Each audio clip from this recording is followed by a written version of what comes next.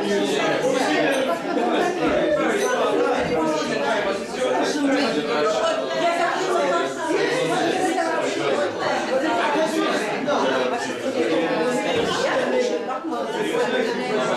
got our own Pushkin Plus blog, private, password, I will give it to you all. And so what we can do is, every time we have a meeting, we can put on the blog all the poems that we read with translations, and we can comment, but it's only us. I said I do not want the rest of the world looking in, okay? So I think that'll be fun, don't you? Fun to have a blog. So what I propose is that we simply take this in the order of people who've signed, and for those who haven't been before, everyone reads or says in, nobody has to do anything, rule number one, you can just listen. Secondly, if you do choose, you must do a poem in your native tongue. I don't want to hear Pushkin mangled by English people. And that's proved a good format, but we're completely open to new ideas, obviously. So if any of you have new ideas, just email me.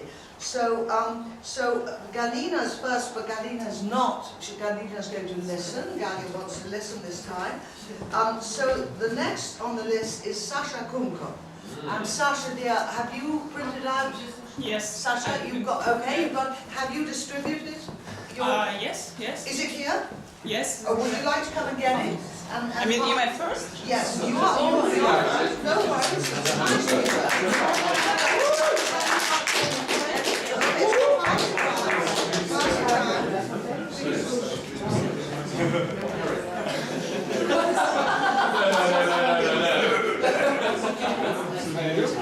The other rule is nothing must be more than 4 minutes, and if it is, I will blow a whistle or something. But it never is. So, Sasha, this is your own poem. Да. Wonderful. Всем добрый вечер. Маленькая такая предыстория. Когда-то давно я писала стихи, и писала их довольно много, и в какой-то момент я решила их опубликовать. У меня есть мой маленький сборник стихов, и в тот вечер, в день презентации, можно так сказать, этой книги, я прочитала вот это стихотворение. Оно называется «Книжка». Еще я очень волнуюсь, поэтому прошу меня извинить, если я буду, не знаю, сбиваться как-то. Книжка. Не говорите. Представляешь, у меня же книжка выходит. Мои мечты и мысли опубликованы и по страницам пронумерованы, а ты здесь в зале, и по мне дрожь ходит. Знаешь, а это странное ощущение. Слова и слезы теперь упакованы, моя фамилия не раз проштампована, а ты здесь в зале, и я дрожу от смущения. И ты стоишь и заглядываешь в мои кари зеленые, и смотришь на время, его очень много, а кроме тебя здесь столько народу, а губы-то у меня от страха соленые. И я читаю стихи, пропитанные годами, ловлю на себя взгляд твой. Как хорошо, что ты сейчас со мной, пусть и весь этот зал между нами.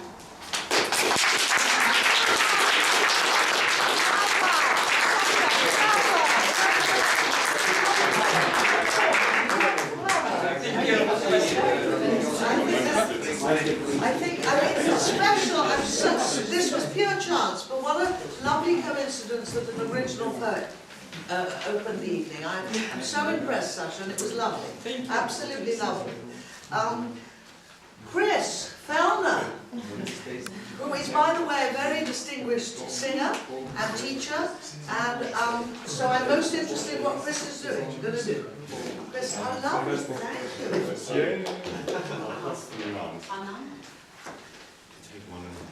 Thank you. Thank you. Thank you so much. Wonderful. So this is sonnet 29 by Shakespeare.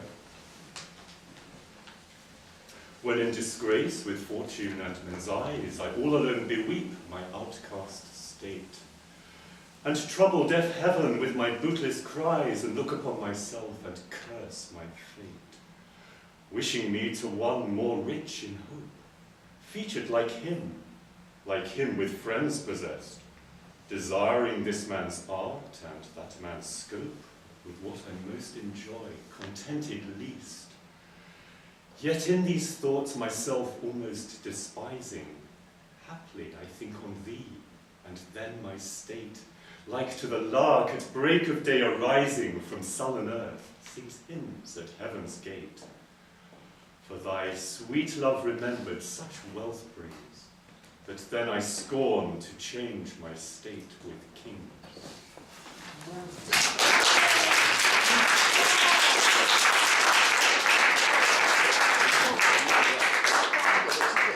Absolutely superb. Now, unreadable writing, and I'm guessing it's Ilya. It's your writing. Okay, so Ilya, your listener. Masha, and your poems, I think, are down here. That's wonderful. It's more famous, I think most of Russians know it, like «Ананас в шампанском». Ананас в шампанском, ананас в шампанском, удивительно вкусно, игристо, остро, весь я в чем-то норвежском, весь я в чем-то испанском, вдохновляюсь порывно и берусь за перо. Стрекот аэропланов, беги автомобилей, Петропроспект экспрессов, крылолет буеров. Кто-то здесь зацелован, там кого-то побили. Ананас в шампанском — это пульс вечеров. В группе девушек нервных, в остром обществе дамском я трагедию жизни притворю в грезы фарс. Ананасы в шампанском, из Москвы в Нагасаки, из Нью-Йорка на Марс.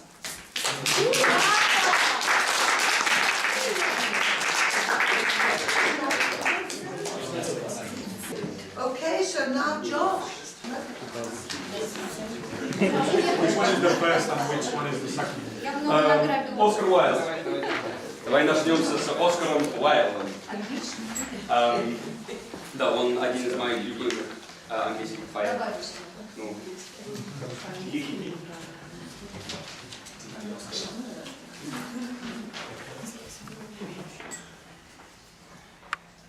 Tread lightly, she is near. Under the snow. Speak softly, she can hear. The daisies grow. All her bright golden hair, tarnished with rust. She that was young and fair, fallen to dust. Lily-like, white as snow. She was a woman. She hardly knew, so sweetly she grew. Coffin board, heavy stone, lie on her breast. I vex my heart alone, she is at rest. Peace, peace, she cannot hear. Lyre or sonnet, all my life's buried here. Keep earth upon it. Also just Meisterki. One more night and then we'll part. Oh please don't, why start? It won't take long, I'll give you back the key. It's for the best, I promise, you'll see. One more night and then I'll go. For goodness sakes, why wail so? You'll find another when I'm gone.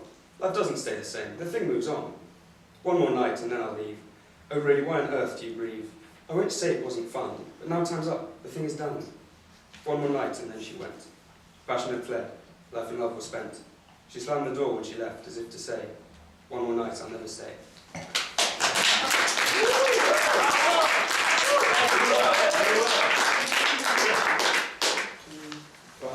Thank you. Sorry about that, Misha. I'm bad, right? I had no chance to read. I'm very sorry.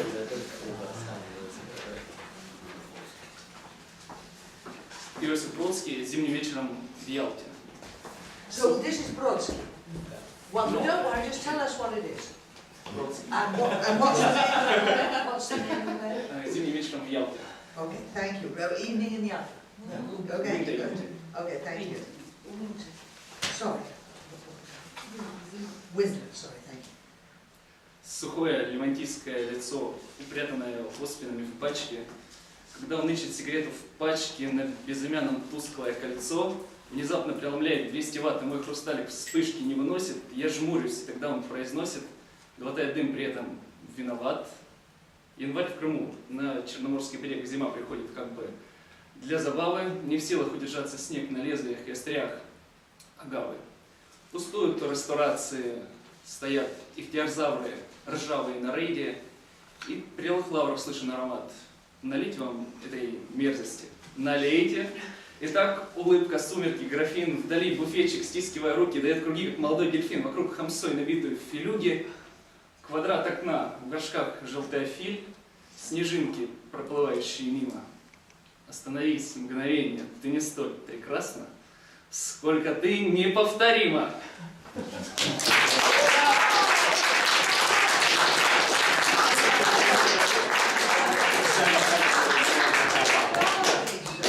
So impressive with this learning by heart. Misha, thank you, that was wonderful. Now, Marina. Yeah, Wow.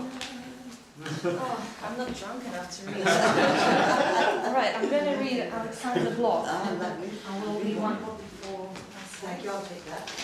That's for you. Maybe I can read one. Lovely, thank you. So Alexander Bloch is one of the 20th century Russian most famous poets, and this is, I thought it would be easiest if I read the most famous poem by him. It's called The Stranger, Незнакомка. And on the other side of the Russian text, we'll have the English translation made by Nabokov. Незнакомка. По вечерам над ресторанами горячий воздух тих и глух, и правит окриками пьяными весенний и притворный дух. Вдали над пылью переулочной, над скукой загородных дач, чуть золотится крендель булочный, и раздается детский плач. И каждый вечер за шлагбаумами, заламывая котелки, среди канав гуляют с дамами испытанные остряки. Над озером скрипят уключены, и раздается женский визг, а в небе, ко всему приученный, бессмысленно кривится диск. И каждый вечер вдруг единственный в моем стакане отражен, и влагой терпкой и таинственной, как я, смиренный оглушен. А рядом у соседних столиков лакеи сонные торчат, и пьяницы с глазами кроликов «Индына веритас» кричат. И каждый вечер в час назначенный, или это только снится мне, девичий стан, шелками схваченный, в туманном движется от меня. И медленно, пройдя меж пьяными, всегда без спутников, одна, дыша духами и туманом, она садится у окна. И веют древними поверьями ее упругие шелка, и шляпа с траурными перьями, и в кольцах узкая рука. И странной близостью закованной смотрю за темную вуаль, и вижу берег очарованный, и очарованную даль. Глухие тайны мне поручены, мне чье-то солнце ручно, и все души моей излучены пронзило терпкое вино. И перья страуса склоненные в моем качаются мозгу, и очи синие, бездонные цветут на дальнем берегу. В моей душе лежит сокровище, и ключ поручен только мне. Ты права, пьяное чудовище, я знаю истину в вине.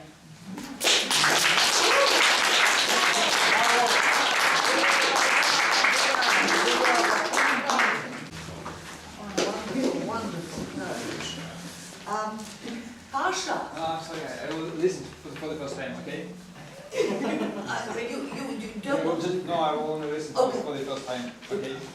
Of course, no problem, of course. Kingsman.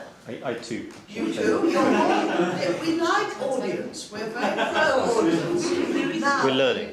Ivan, I think it's you. So I choose a very short French poem that is in French, so it has to be short. And So step back a fraction so people can see you. I choose Baudelaire because first time I met with Harris was because of Baudelaire, absolutely. With Dennis. Yeah, because the beauty, I don't know if anybody And we here love Baudelaire. attended a beautiful evening at Soho Rooms with fantastic musicians, singers. I won't compete. Thank you. Gosh, how nice of you. How lucky. Small, not very That's like my son, he ended up with one phrase, où est la piscine?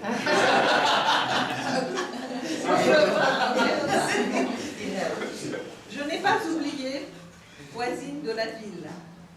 Je n'ai pas oublié, voisine de la ville, notre blanche maison, petite mais tranquille, sa pomone de plâtre et sa vieille Vénus dans un bosquet chétif cachent leurs membres nus, et le soleil, le soir, ruisselant et superbe, qui derrière la vitre où se brise sa gerbe, semblait, grand œil ouvert dans le ciel curieux, contempler nos dîners longs et silencieux,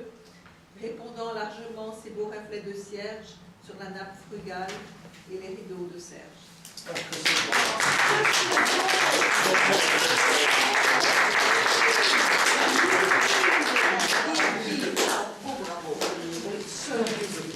God, lost happiness. It's divine. It's divine. That is so divine. Jack.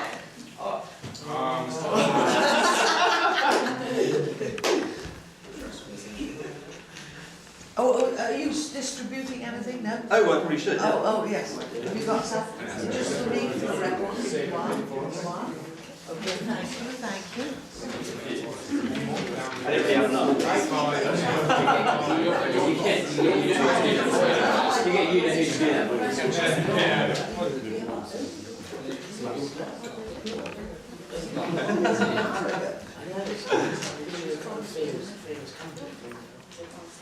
Well, this is called Slough, and the character who wrote it, apparently Slough was a lot worse back then than it is now, and his daughter has since apologised for this poem, but here we go. Come friendly bombs and fall on Slough, it isn't fit for humans now, there isn't grass to graze a cow, swarm over death. Come bombs and blow to smithereens those air-conditioned bright canteens, tin fruit, tin meat, tin milk, tin beans, tin mines, tin breath.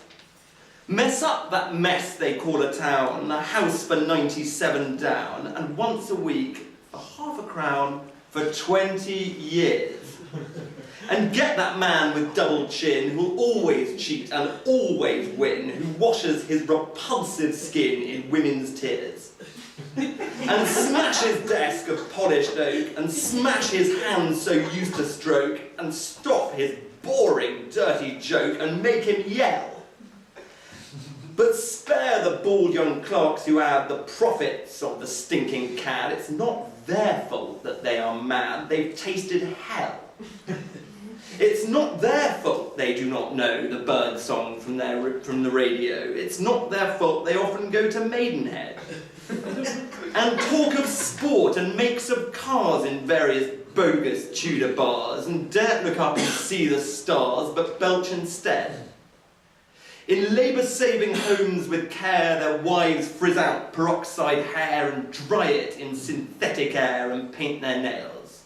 Come, friendly bombs, and fall on Slough to get it ready for the plough. The cabbages are coming now. The earth exhales.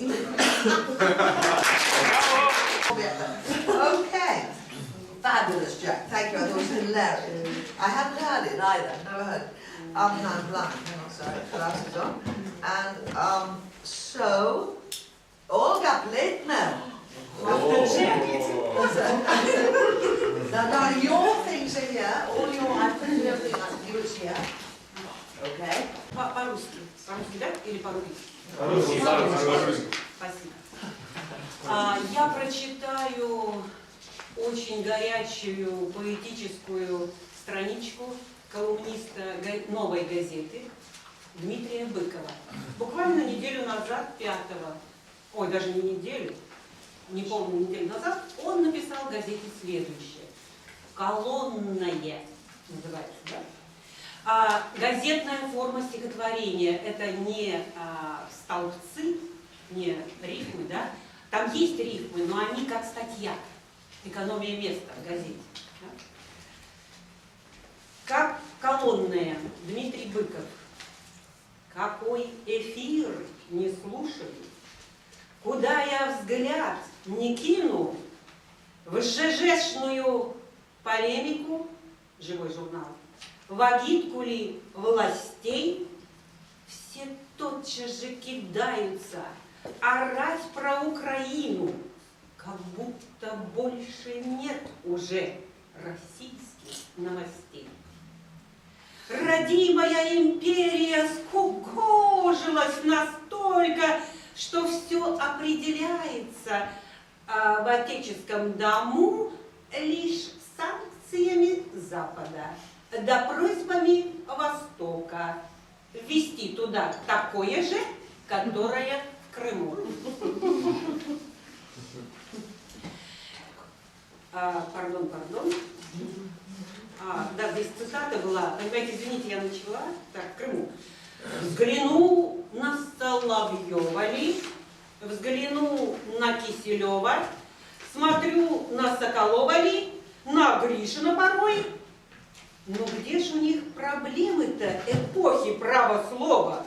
Да кто у них герой-то? Сплошной антигерой. На западную мафию нацелен взор влюбленный, дерется с англосаксами отважный царь Горох. Повсюду наблюдение за пятой колонной, плюс горестные новости из первых 4. Как будто ни правительства, ни личного состава, ни школы, ни геологов, ни мощных производств, как будто у Отечества проблем уже не стало, а лишь Медведев встретился, да Путин произнес. Какое непостижное, извратное влечение к проклятию, к распятию, сплошная ской беда. Поспорьте хоть о способах лечения, обучения, делах науки, техники, героев соцтруда. Уже ли наши граждане лавиною единой задумали обрушиться на бывшую сестру? И весь досуг их, Господи, заполнен Украиной, борьбою с мужеложеством,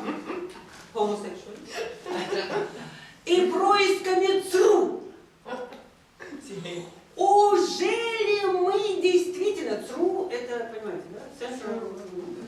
Ужели мы действительно страна второго сорта? Не верю. Нет, немыслимо. Ведь есть, в конце концов, цифирь помимо рейтинга и труд помимо спорта, и не одни душители, и не один Немцов.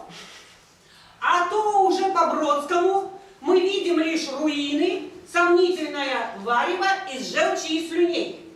Давайте хоть о чем-нибудь, помимо Украины, да можно и сенаторов представить поскромней. С российской точки зрения идет осада Трои.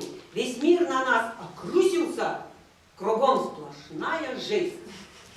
Но есть же население, проблемы и герои, свои, не заграничные, какие ни на есть.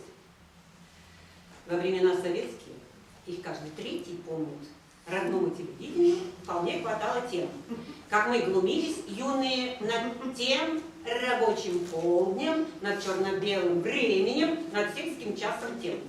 Андропов был не лапонька, и Брежнев был не зайка. И время было мутное, станки. Но складывалась, граждане, какая-то мозаика благодаря вещанию, а чаще вопреки.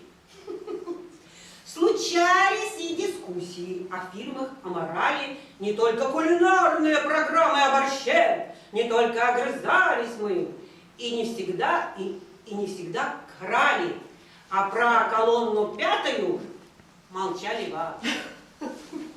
Ну да, инакомыслящих метут по психбольницам, и рейтинг бровеносного превыше 100 вполз. Но главным инфоповодом, инфоризм, да, там не был Солженицын, и академик Сахаров упоминался вскользь. Сегодня охранительство, подобное горилле, ликует беспрепятственно, сигнал резвиться дан. Но черти, что бы вы делали, о чем бы говорили, когда б не нацпредатели, не Крым и не Майдан? Прости меня, о Родина, за это злое слово. Не цацкается с крысами верховный крысолов. И что в тебе, прости меня, сегодня есть живого? Лишь мы. Да эти санкции, да Крым, да Киселев. Автор Дмитрий Быков.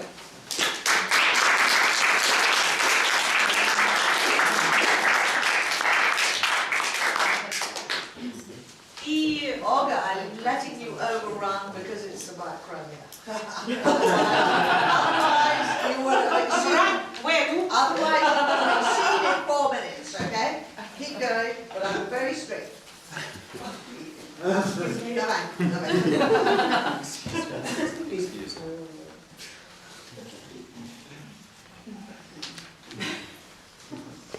И свое стихотворение, как я считаю, когда даже сатира звучит, да, или вообще памфлеты и так далее, не хватает людям любви.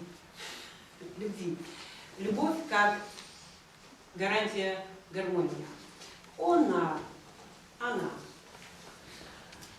Она или есть, или нет ее в помине, она или крест, или грезы на стремнении, она или стон, или смех на перепутье, она или звон, или шорох мягких прутьев, она и музыка, она и тишина, любовь, как Бог, как тайна глубина, она.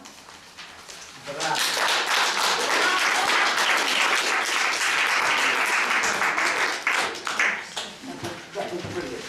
I don't know if you've got things. Yeah. Can we have some exception?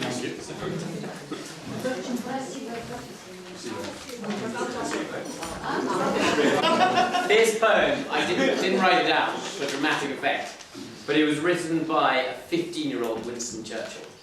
And he was just about to be, well, he was potentially going to be kicked out of Harrow. And when he wrote this, everyone was very pleased with it.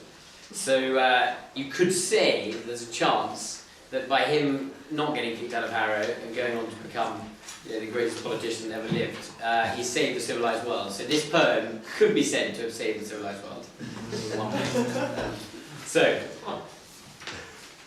oh, how shall I its deeds recount, or measure the untold amount of ills that it has done, from China's bright celestial land, even to Arabia's thirsty sand, it journeyed with the sun. Miles of bleak Siberia's plains, where Russian exiles toiled in chains, it moved with noiseless tread, and as it slowly glided by, there followed it across the sky, the spirits of the dead. The Ural peaks by it were scaled, and every bar and barrier failed to turn it from its way. Slowly and surely on it came, heralded by its awful fame, increasing day by day. On Moscow's fair and famous town, where fell the first Napoleon's crown, it made a direful swoop. The rich, the poor, the high, the low, alike the various symptoms know, alike before it drooped. Nor adverse winds nor floods of rain might stay the thrice accursed bane, and with unsparing hand, impartial, cruel and severe, it travelled on allied with fear, and smote the fatherland. Fair Alsace and forlorn Lorraine, the cause of bitterness and pain, in many a Gaelic breast, receive the vile insatiate scourge, from their towns with it emerge, and never stay nor rest. And now Europa groans aloud, and 'neath the heavy thundercloud, hushed is both song and dance. The germs of illness wend their way, to westward each succeeding day, and enter merry France. Fair land of Gaul, thy patriots brave, who fear not death and scorn the grave, cannot this foe oppose, whose loathsome hand and cruel sting, whose poisonous breath and blighted wing, full well thy cities know. In Calais port the illness stays, as did the French in former days, to threaten freedom's isle. But now no Nelson could overthrow this cruel, unconquerable foe, nor save us from its guile. Yet Father Neptune strove right well to moderate this plague of hell, and thought it in its course. And though it passed the streak of brine, and penetrated this thin line, it came with broken force. For though it ravaged far and wide, both village, town, and countryside, its power to kill was over. And with the favouring winds of spring, blessed is the time of which I sing, it left our native shore. God shield our empire from the might of war or famine, plague or blight, and all the power of hell, and keep it ever in the hands of those who fought against other lands, fought and conquered well.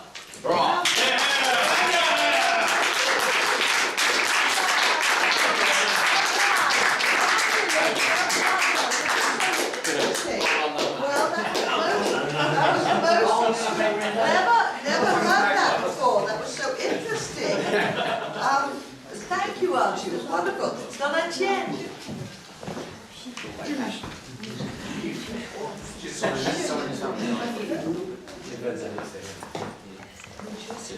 So, this will be French, and I tell you it's a story, so I will tell you first in English so that you understand better what I'm saying, because you're supposed to laugh at the end, so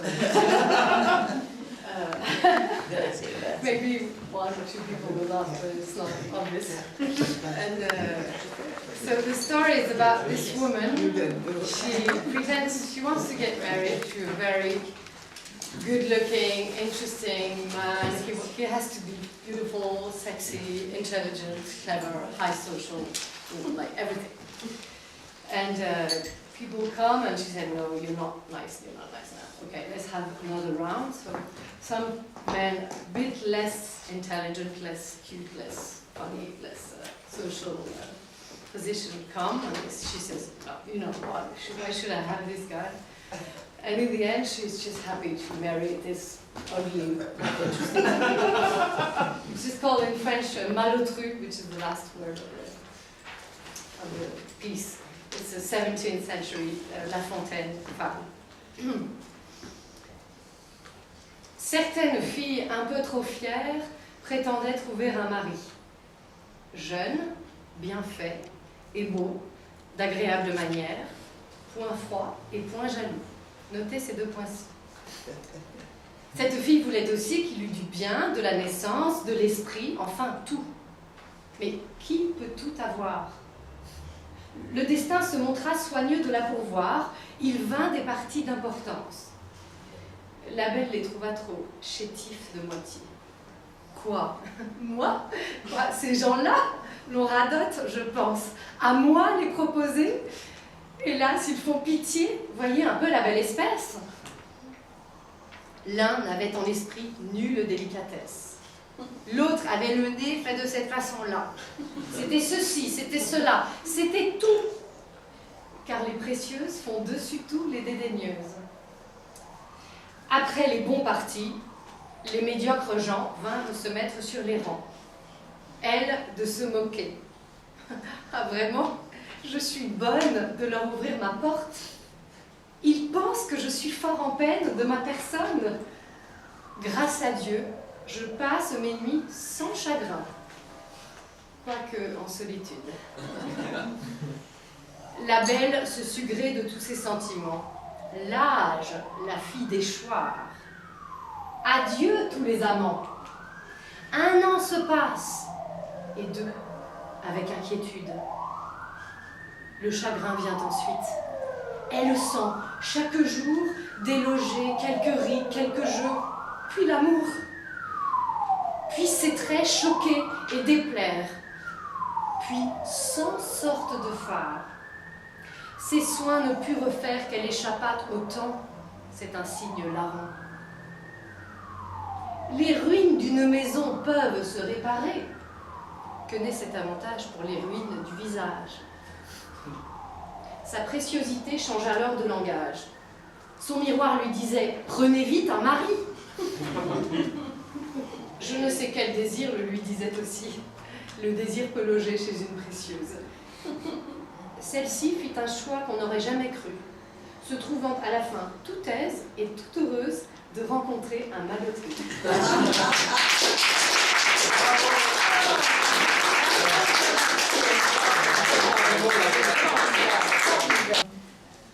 So, Ryan. And you have your poem to distribute? I do. Wonderful. Oh. It's quite warm. Wonderful. Do I get something? Will I have a copy of It's on. I like the It's on hard tea. Hard tea. It was so pretty. It didn't feel right using a whole page. Hilarious. awkward, but very eco-friendly, eco-conscious. Funnily enough, actually, this one's about choosing your partner, but also not being particularly picky. Actually, we were talking about it the other day, and most of us young men studied this during our exams when we were 16. It sort of reminded me of it. It's Sonnet 130 by William Shakespeare. My mistress's eyes are nothing like the sun. Coral is far more red than her lips red. If snow be white, why then her breasts are dun. If hairs be wires, black wires grow on her head. I have seen roses damasked, red and white, but no such roses see I in her cheeks. And in some perfumes there is more delight than in the breath that from my mistress reeks. I love to hear her speak, yet well I know that music hath far more a pleasing sound. I grant I never saw a goddess go. My mistress, when she walks, treads on the ground. And yet, by heaven, I think my love as rare as any she belied with false compare. With the printer. Don't worry, 7 will do, because nobody understands Spanish, so it doesn't matter. You need a copy. The rest of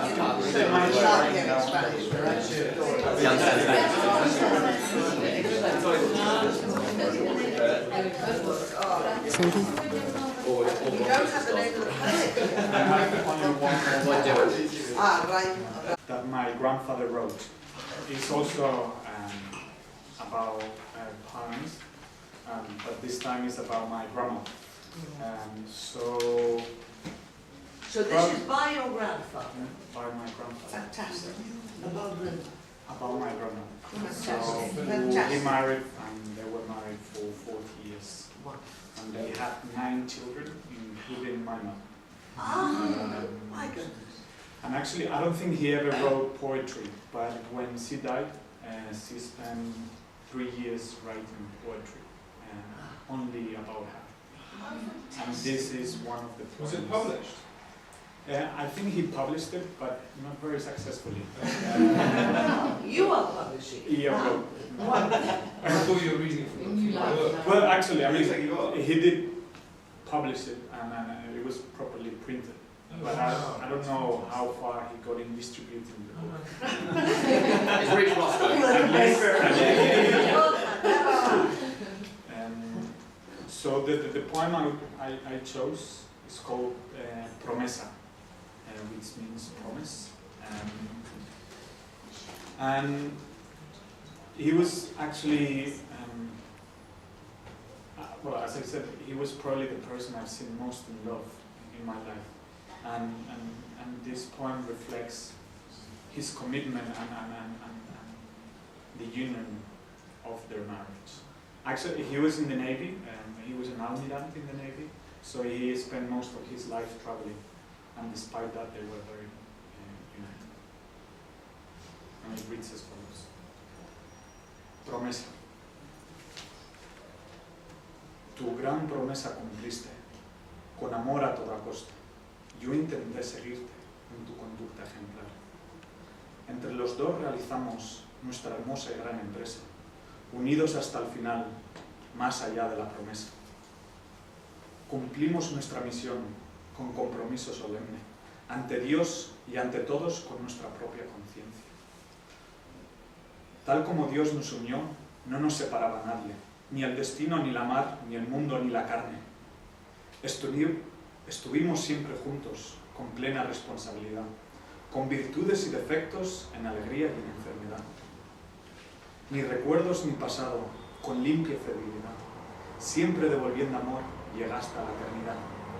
Conservaste un amor limpio, con un cultivo constante, tan grande y puro era que venció hasta la muerte.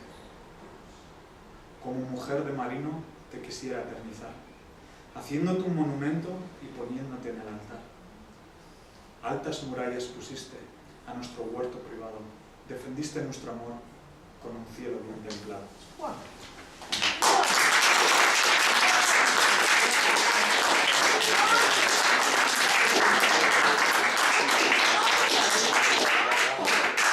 Rory.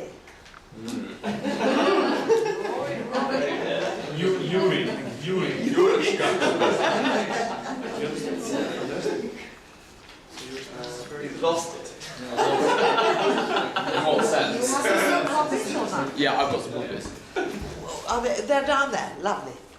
Here, we'll share Archer them. to distribute. Lovely, okay. Pass them around. And give me one, so I have it. Okay.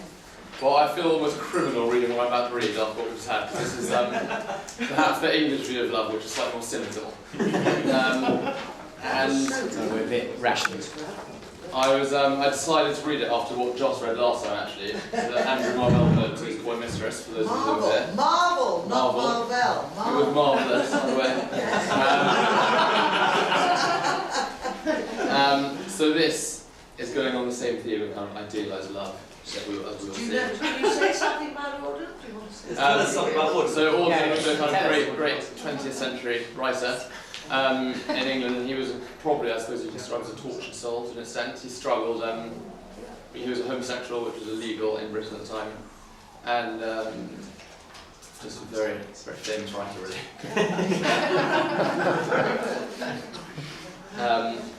And he was an English teacher for a long time, I think, and wrote poetry at the same time, and then became more into his poetry. Sorry, what was that? He was an English teacher for a while, I think, and a French teacher as well, I think, and he was friends with Hemingway. So, as I walked out one evening... Now go slowly. Yeah, Rory, don't mumble like you always do. Stop mumbling. And everybody understands what they're too near. What? Stop mumbling. Very good, very good. As I walked out one evening, walking down Bristol Street, the crowds upon the pavement, where fields of harvest wheat, and down by the brimming river, I heard a lover sing, under an arch of the railway, love has no ending. I'll love you, dear, I'll love you, till China and Africa meet, and the river jumps over the mountain, and the salmon sing in the street. I'll love you till the ocean is folded and hung up to dry, and the 7 stars go squawking like geese about the sky. The years shall run like rabbits, for in my arms I hold the flower of the ages, and the first love of the world. But all the clocks in the city began to whir and chime. Oh, let not time deceive you, you cannot conquer time. In the burrows of the nightmare, where justice naked is, time watches from the shadow, and coughs when you would kiss. In headaches and in worry, vaguely, life leaks away, and time will have his fancy, tomorrow or today. Into many a green valley drifts the appalling snow.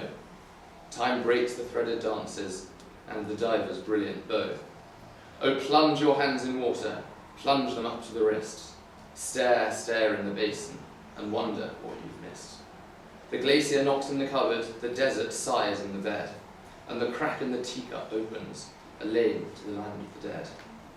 Where the beggars raffle the banknotes, and the giant is enchanting to Jack, and the lily-white boy is Aurora, and Jill goes down on her back.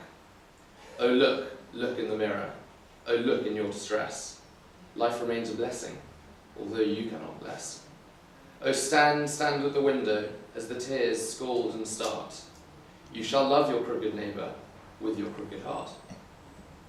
It was late, late in the evening. The lovers, they were gone. The clocks had ceased their chiming, and the deep river ran on. Beautiful.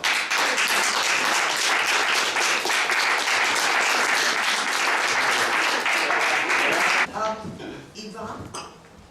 В этом году исполнится 200 лет со дня рождения Михаила Юрьевича Лермонтова, около 8 года.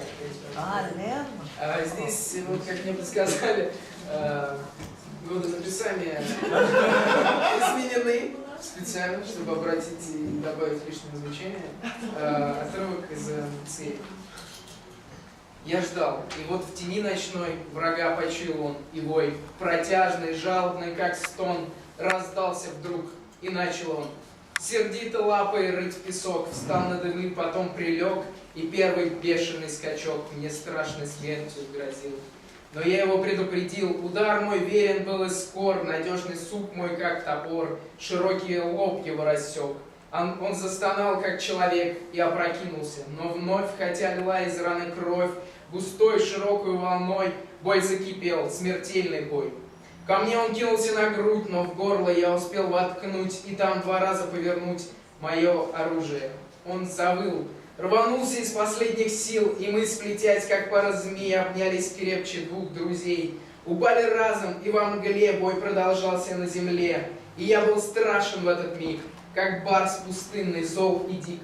И пламенел, визжал, как он, как будто сам я был рожден в семействе барсов и волков под свежим пологом лесов.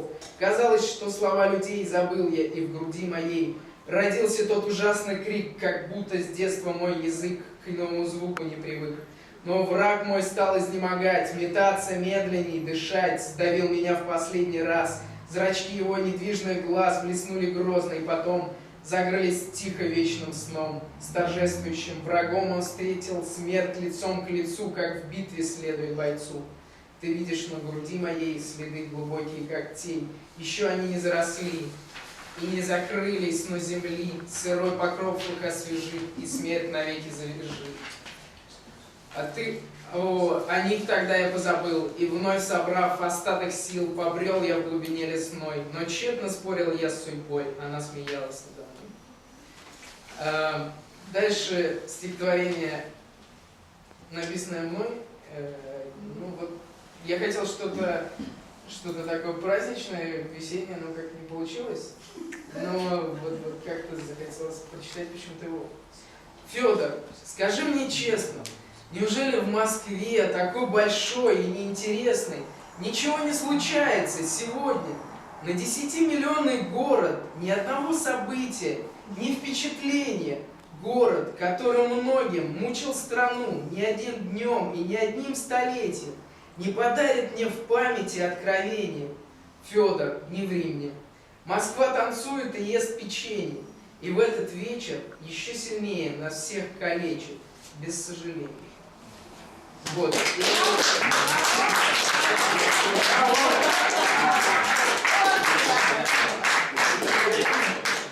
Еще одно. Я очень люблю это стихотворение моего друга. Я хотел в прошлый раз прочитать, но как-то вот застеснялся. Вот сегодня очень хочу. И начинаю. Называется «Спина». Моя спина, я ей горжусь. Она пьяна, но я держусь. Спина полезная, спина лимонная, чуть-чуть облезлая, неугомонная.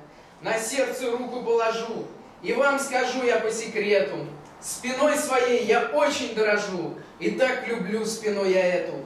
Удобная, компактная и очень закаленная, немножечко абстрактная, зато не искривленная.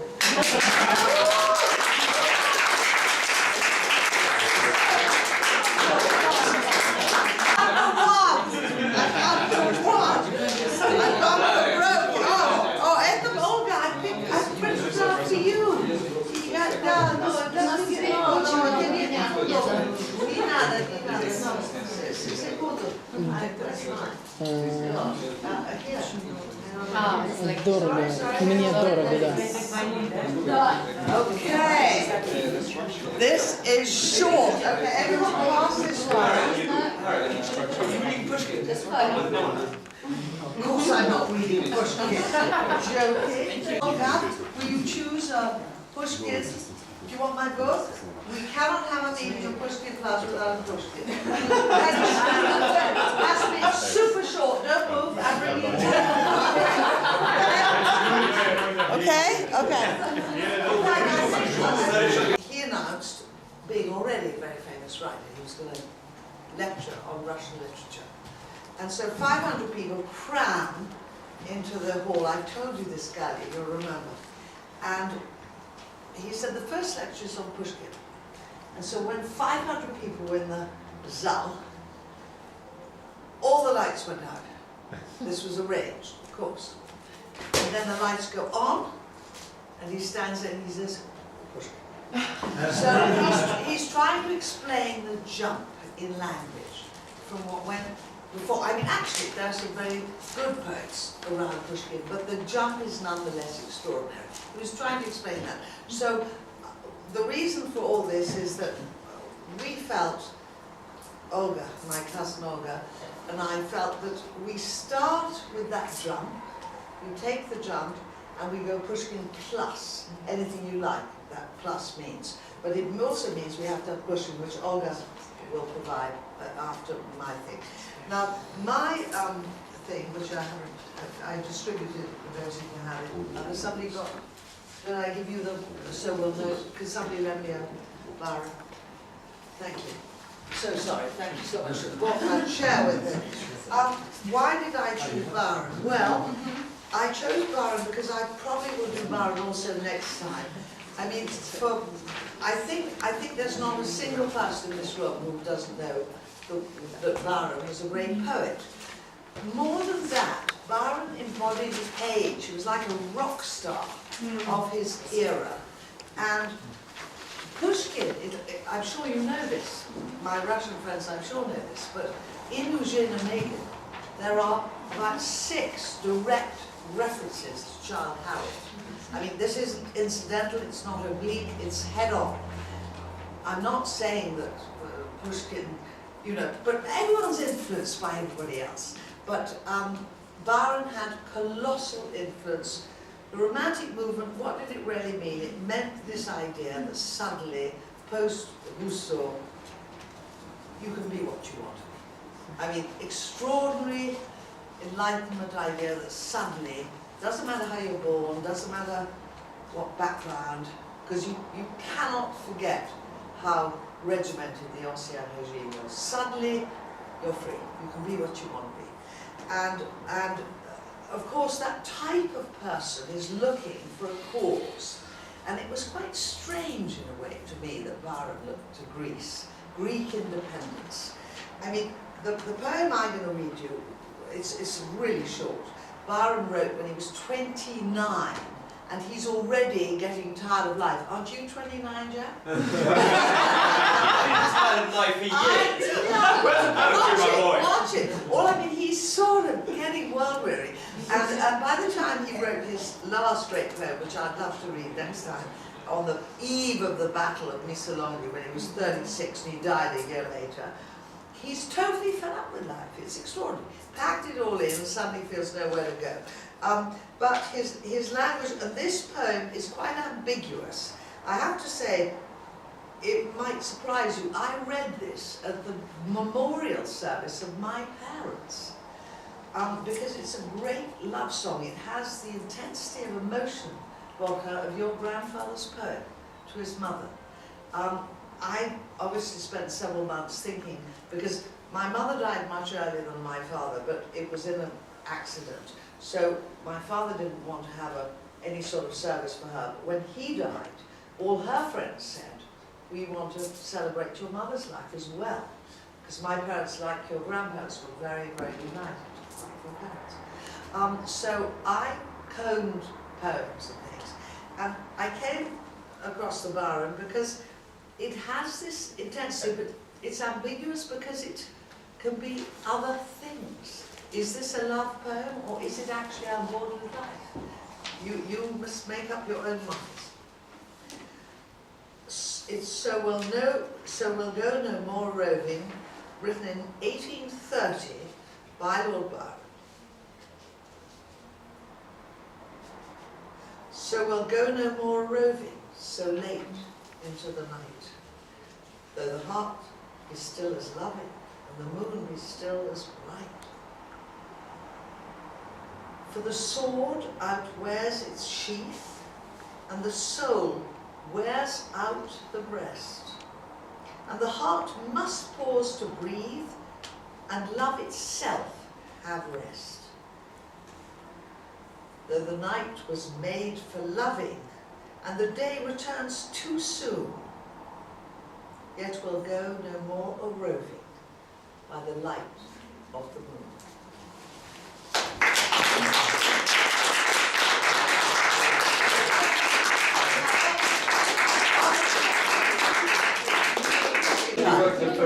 And all this original poem. I'm so sorry, darling. Из цикла Дон Жуан, Марина Цветаева. 18-й год. заре морозной, под шестой березой, за углом у церкви ждите Дон Жуана. Но, увы, клянусь вам женихом и жизнью, что в моей отчизне негде целовать. Нет у нас фонтанов, и замерз колодец, а у Богородиц строгие глаза.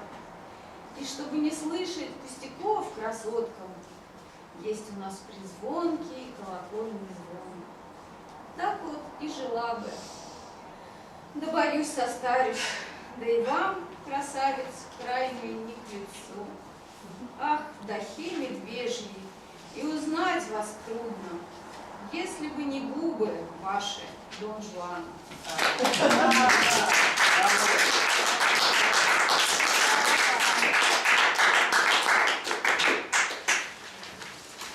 And my short poem, my mother translated it in English.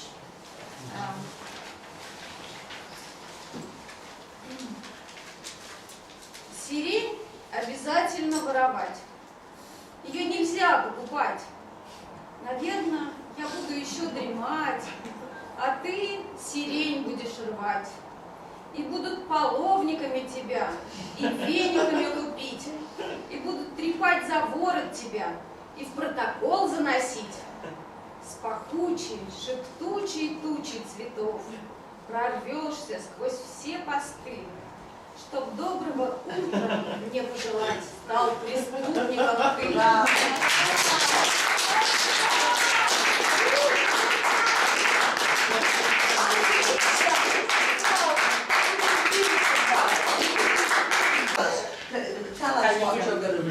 Может, не обидится. Но я решила прочесть стихотворение, являющееся классикой для русского читателя, такого. Хотя оно на английском что ты читаешь? K2X. Мадам X. Мадам X. Не знаю. No, everybody knows Анна Керн. Да. Я помню чудное мгновенье, передо мной явилась ты, как мимолетное видение, как гений чистой красоты. В томлениях грусти безнадежной, в тревогах шумной суеты звучал мне долго голос нежный, и снились милые черты. Шли годы, бурь, порыв мятежный рассеял прежние мечты. И я забыл твой голос нежный, твои небесные черты. В глуши, во мраке заточения тянулись тихо дни мои, без божества, без вдохновения, без слез, без жизни, без любви. Душе настало пробуждение, и вот опять явилась ты, как мимолетное видение, как гений чистой красоты. И сердце бьется в упоенье, и для него воскресло вновь и божество,